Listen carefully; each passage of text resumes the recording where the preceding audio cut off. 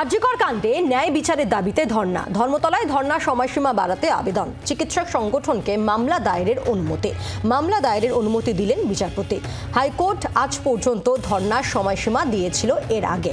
আমরা কথা বলবো, অর্ণবাংশ নিয়োগী রয়েছেন আমাদের সঙ্গে প্রতিনিধি সরাসরি। অর্ণবাংশ, মামলা দায়েরের অনুমতি দিয়েছে হাইকোর্ট, কি বলা হয়েছে?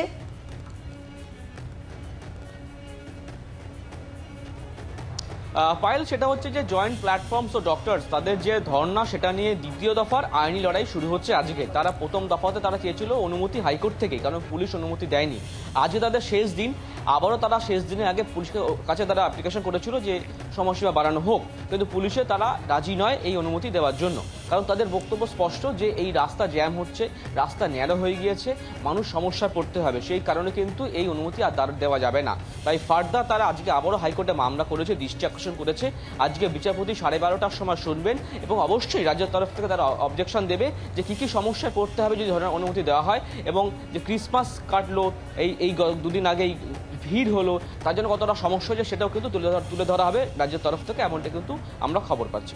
অর্ণবাংশ, আজ 12:30টার সময় শুনানি, সেক্ষেত্রে কতদিন অবধি ধর্ণা চালিয়ে যাওয়ার জন্য আবেদন করছেন না যারা বিক্ষোভ দেখাচ্ছেন বা আন্দোলনকারীরা?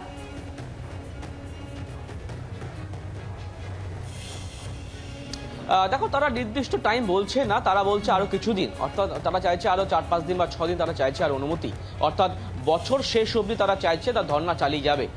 সেইটাই সেই জায়গায় দাঁড়িয়ে তার অনুমতি চাইছেন। কিন্তু বিষয়টা হচ্ছে যে আমরা দেখেছিলাম যে এর আগে শুনানিতে কল্যাণ ব্যানার্জি তিনি কিন্তু রাজ্যের হয়ে মামলা করেছিলেন।